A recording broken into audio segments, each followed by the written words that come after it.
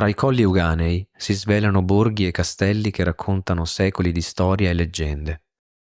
Montagnana, con le sue mura imponenti, custodisce il maestoso castello di San Zeno e le sue antiche memorie.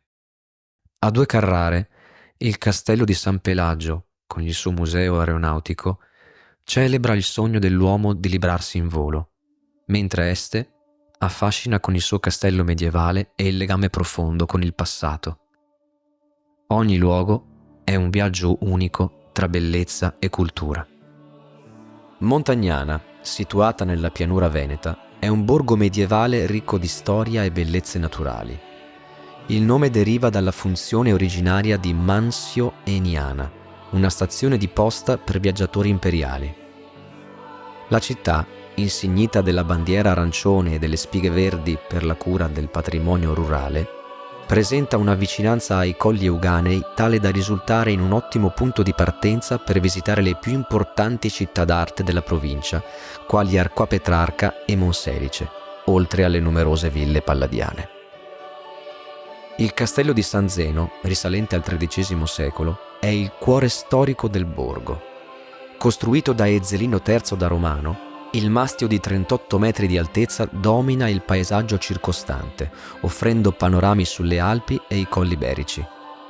Nel corso dei secoli Montagnana fu contesa tra Padova e Verona, ma nel 1405 si consegnò a Venezia, fiorendo economicamente.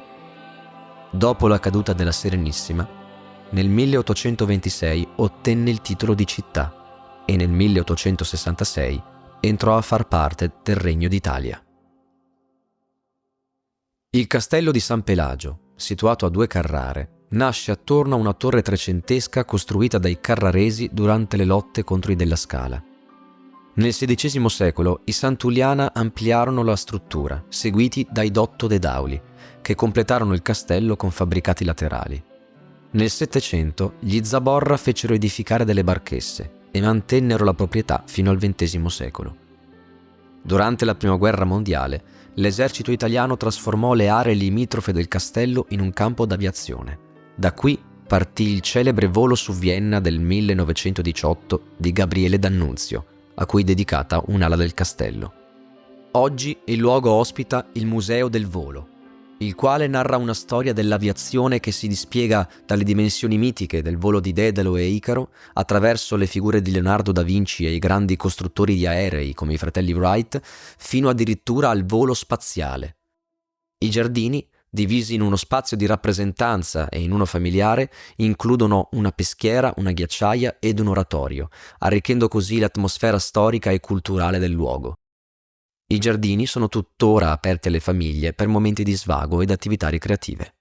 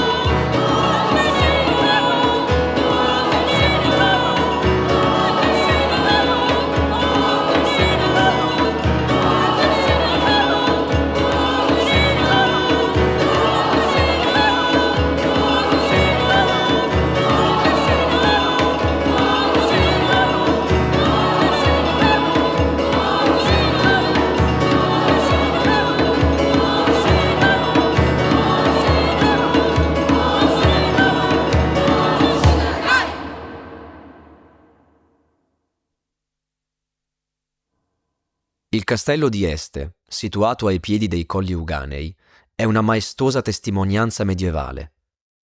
Originariamente un presidio difensivo risalente al VI secolo, fu trasformato in un imponente complesso fortificato dai Marchesi d'Este nel XII secolo.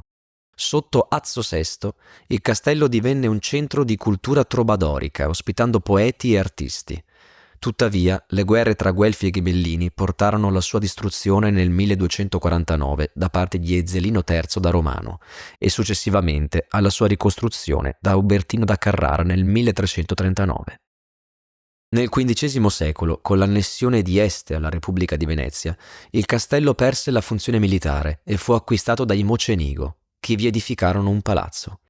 Oggi il castello ospita i giardini pubblici, inaugurati nel 1915, e il Museo archeologico Atestino, che conserva importanti reperti della civiltà paleoveneta, valorizzando il legame storico di Este con il territorio.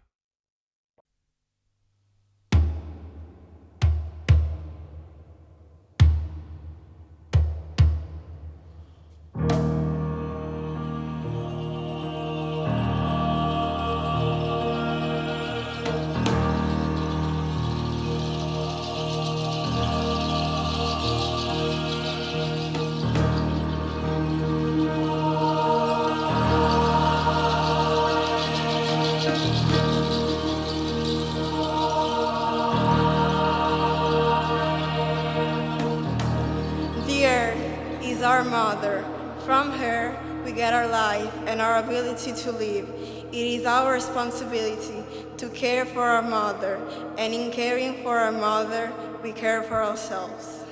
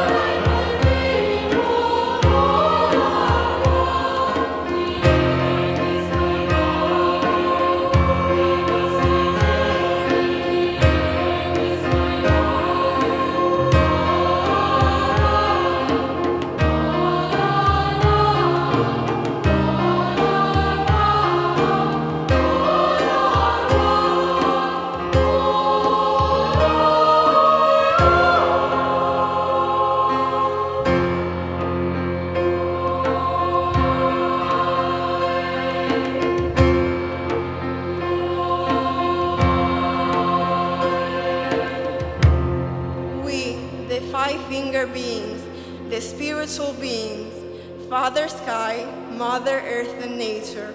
We are all relative. We cannot leave our relatives behind.